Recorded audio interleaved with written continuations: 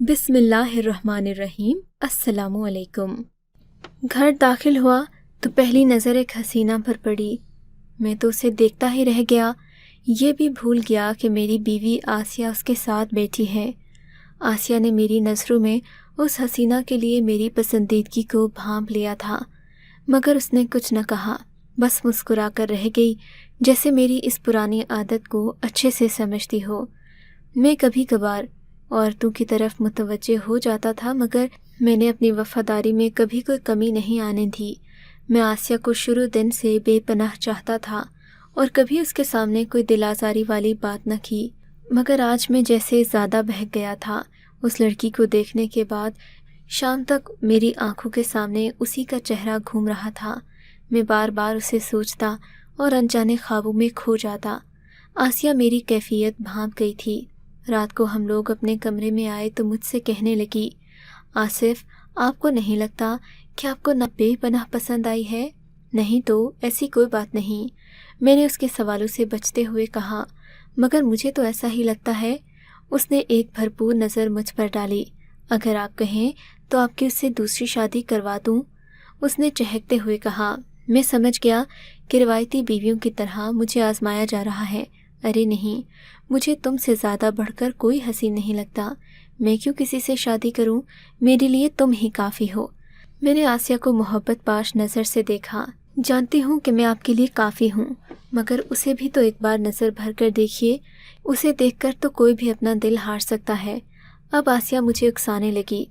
تب میں نے تنگ آ کر کہا، نہیں، مجھے نہیں کرنی اس سے شادی، اور تم سے بھی نہیں کرنی چاہیے تھی، سونے دو مجھے۔ میرا غصہ دیکھ کر وہ ہنس دی۔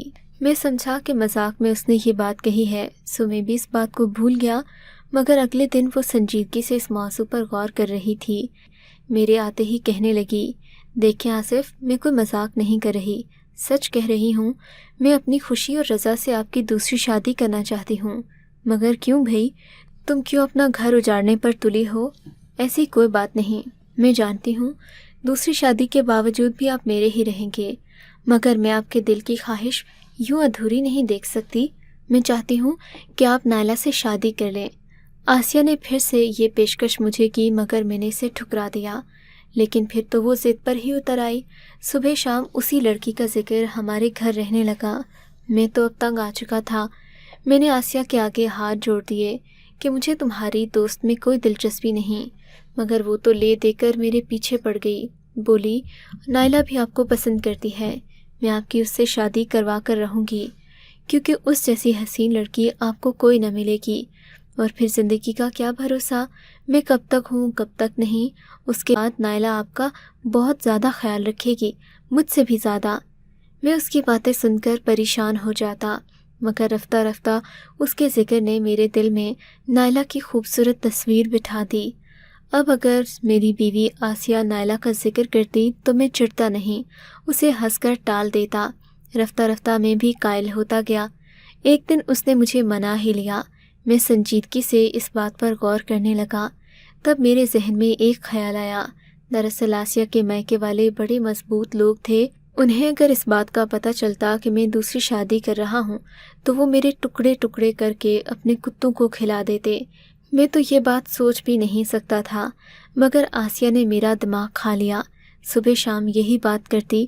تب میں نے کہا، اگر تم اپنے بھائیوں سے اجازت لے کر دو تو میں یہ شادی کرنے کو تیار ہوں۔ بولی، میرے بھائی تو نہیں مانیں گے۔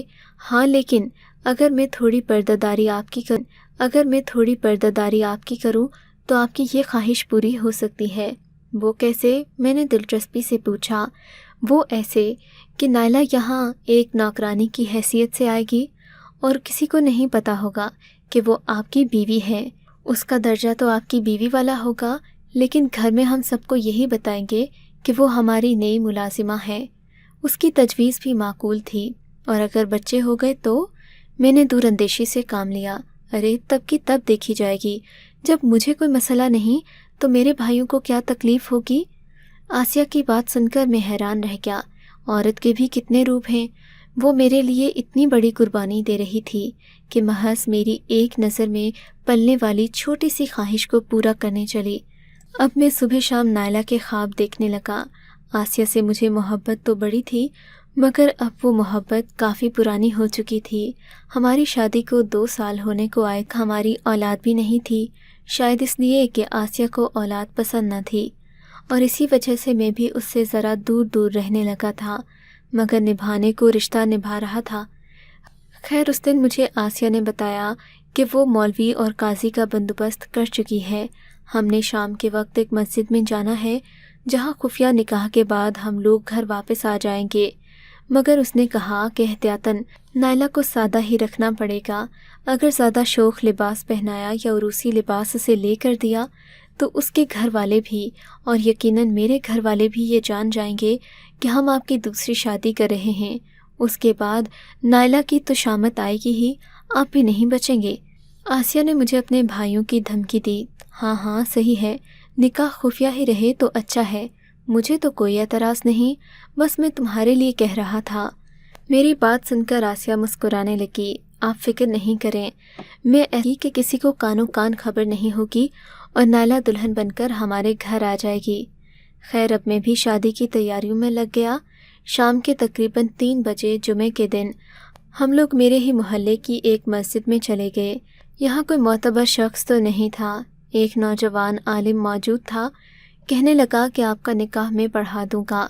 मैंने पूछा भी कि बड़े इमाम साहिब कहाँ हैं।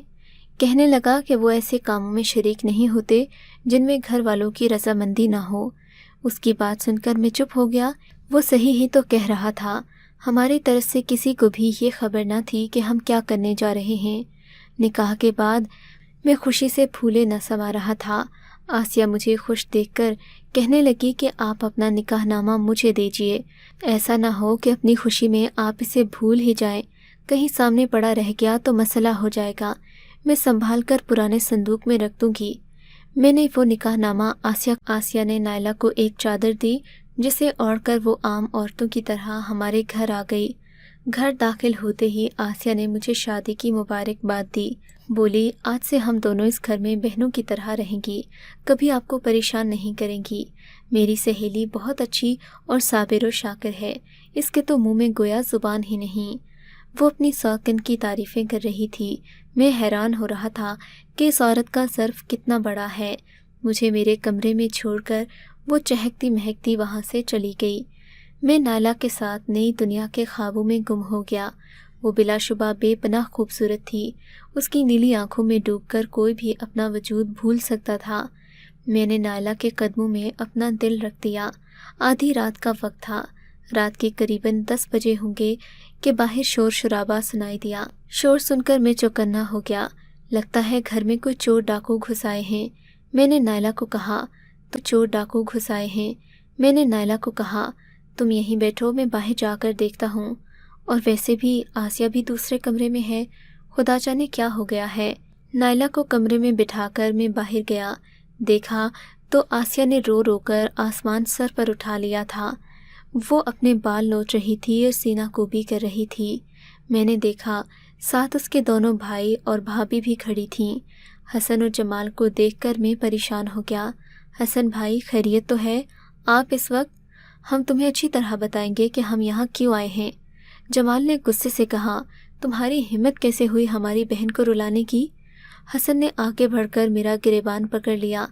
ये आप क्या कह रहे हैं हसन भाई? मैंने ऐसा क्या किया है? क्या किया है? मैं बताऊं क्या किया है? आसिया रोते धोते आगे बढ़ी। आसिया, तुम्ही ने तो कहा था। आसिया, ये तुम कैसी बातें कर रही हो? कैसी बातें कर रही हूँ? मेरा दिमाग ख़राब तो नहीं? तुम एक गैर औरत को आधी रात को घर लाए हो। ऐसे में मेरे दिल पर क्या छुरियाँ नहीं चलेंगी? मैं रोज़ रोज़ ये तमाशा बर्दाश्त करती रही, मगर आज तो हद हो गई है भाई। आसिया ने रोते हुए अपने भाई के सामने हाथ जोड़ दिए। ये रोज़ाना एक नई औरत को मेरे कमरे में लेकर आते हैं और रात भर उसके साथ गुजार देते हैं। मुझसे तो ये बात तक नहीं करते, अब तो नशा भी शुरू कर दिया है। आसिया का रोना धोना देखकर मैं तो हैरान रह गया कि कोई औरत इस कदर मक्कार और फरेबी हो सकती है। एहसन और जमाल मुझे मुक्कों से मारने लगे। इन्होंने मेरा बुरा हाल कर दिया। तब मैंने इनको बताया कि मैं किसी गैर औरत को घर नहीं लाया, बल्कि नायला से निकाह करके उसे घर लाया हूँ। आप लोग यकीन करें या ना करें, लेकिन इस शादी के लिए मुझे आसिया ने ही राज़ी किया था। आसिया ने मज़ीद तस्वीर बहाते हुए اپنے بھائیوں سے کہا کہ میں نے کوئی نکاح نہیں کیا، نہ ہی اسے اس بات کی خبر ہے۔ میں نے کہا میں نائلہ کو کبھی طلاق نہیں دوں گا، تم بھی اس گھر میں رہو، بھلے وہ کسی دوسرے گھر چلی جائے مگر ہمیشہ میرے نکاح میں رہے گی۔ اس بات پر آسیہ تلملانے لگی۔ نہیں نہیں، آپ ابھی اور اسی وقت اسے طلاق دیں۔ آسیہ کا راز سب کے سامنے افشاں ہونے والا تھا مگر مجھے اس میں کوئی دلچسپی نہ رہی تھی۔ میں نائلہ جیسی لڑکی کو کیوں برباد کرتا؟ میں بھی اڑ گیا۔ اس کو طلاق تو ہرگز نہیں دوں گا، چاہے تمہیں طلاق کیوں نہ دینا پڑ جائے۔ اچھا تو پھر یا مجھے طلاق دو یا اسے طلاق دو، ورنہ میں اس گھر میں نہیں رہوں گی۔ آسیہ کی باتیں سن کر میں حیران تھا کہ آخر اسے ہو کیا گیا ہے۔ اس نے تو اپنی خوشی سے میری شادی کروائی تھی۔ بہرحال جب آسیہ نہ تھمی تو مجبوراً مجھے اسے ہی طلاق دینا پڑی۔ میرے سالوں نے مجھے خوب برا بھلا کہا اور اپنی بہن کو لے کر چلے گئے۔ ان کے جانے کے بعد گھر میں ذرا سکون ہوا تو میں اپنے کمرے میں واپس آیا۔ دیکھا تو نائلہ کھڑی رو رہی تھی۔ مجھے اس وقت وہ بھی ایک مکار عورت لگی، کیونکہ ابھی ابھی ایک عورت مجھے دھوکہ دے کر گئی تھی، اس لیے میں اس پر یقین نہیں کر سکتا تھا۔ کیا تم اس سب ڈرامے کے بارے میں جانتی تھیں؟ میں نے سختی سے نائلہ سے پوچھا۔ نہیں جی، میں اس بارے میں کچھ نہیں جانتی تھی، میرا یقین کریں۔ نائلہ رونے لگی۔ اب ایک آنسو میرے سامنے مت بہانا، عورتوں کے آنسوں پر مجھے بالکل یقین نہیں رہا۔ میں سختی سے کہتا اپنے گھر سے چلا گیا۔ رات بھر باہر سڑکوں پر ٹہلتا رہا، سوچتا رہا کہ آخر آسیہ نے ایسا کیوں کیا۔ میرے پاس اسے کوئی کمی نہ تھی، اور پھر نائلہ کو میں نے پہلی بار دیکھا تھا۔ ایسے کون سے حسد کا بدلہ وہ مجھ سے لے رہی تھی جو اسے دن رات تڑپائے جا رہا تھا۔ میں نے سوچا ایک بار آسیہ سے زندگی میں بات ضرور کروں گا تاکہ اس سے اس بات کی وجہ دریافت کر سکوں۔ صبح فجر کے وقت مجھے نیند کے غلبے نے آ لیا۔ نیند تو سولی پر بھی آ جاتی ہے۔ شدید پریشانی کے عالم میں گھر پہنچا تو رو رو کر نائلہ نے اپنی آنکھیں سرخ کر لی تھیں۔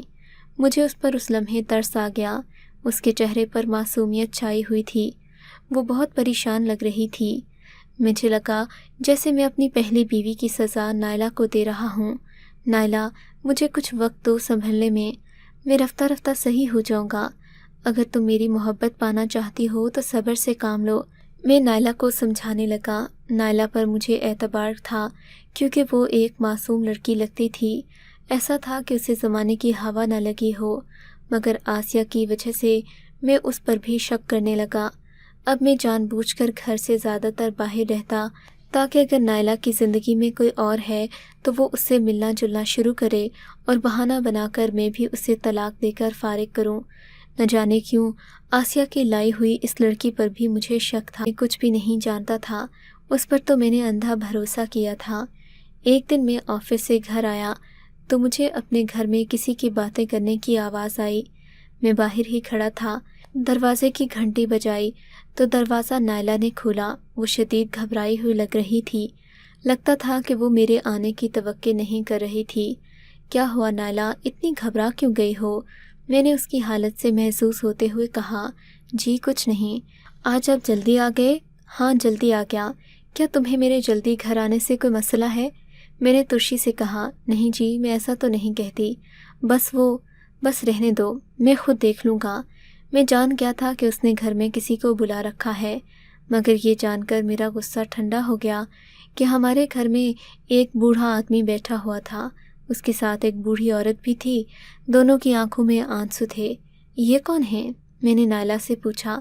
میں نے انہیں اپنے گھر کام کرنے کے لیے بلایا ہے، آج سے یہ ہمارے گھر میں نوکر کی حیثیت سے کام کریں گے۔ نائلہ کا یہ کہتے ہوئے لہجہ لرز رہا تھا، بوڑھے بوڑھی کی آنکھوں میں بھی آنسو تھے۔ آپ لوگ کون ہیں؟ سچ بتائیے گا۔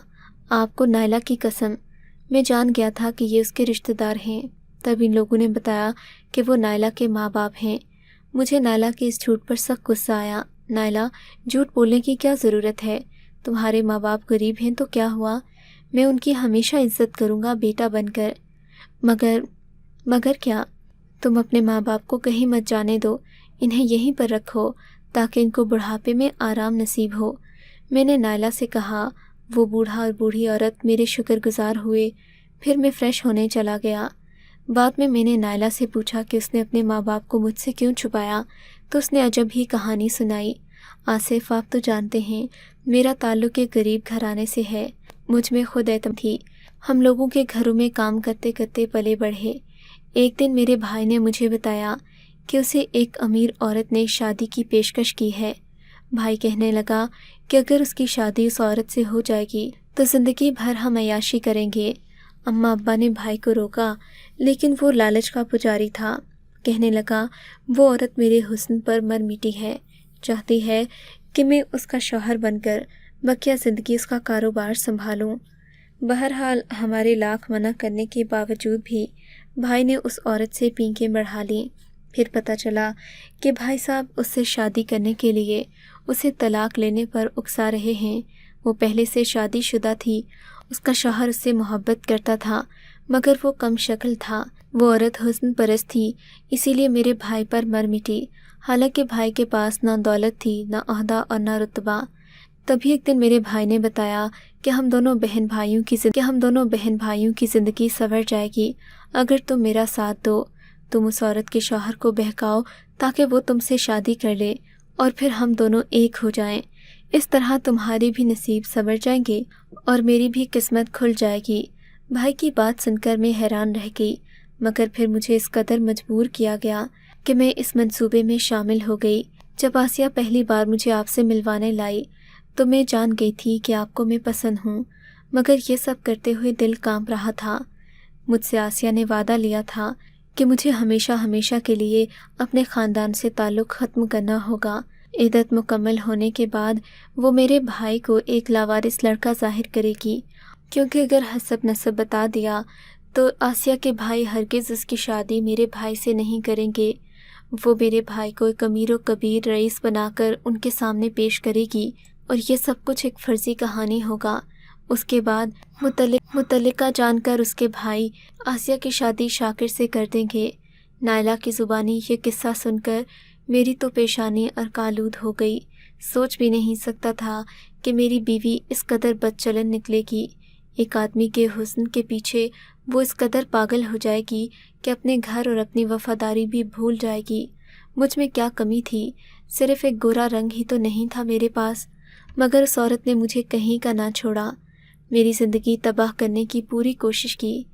تب میں نے بھی اپنی بے عزتی کا بدلہ لینے کا فیصلہ کیا۔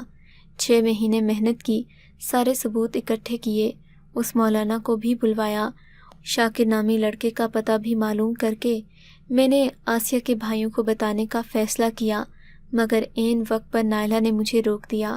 کہنے لگی اس طرح وہ اسے جان سے مار دیں گے۔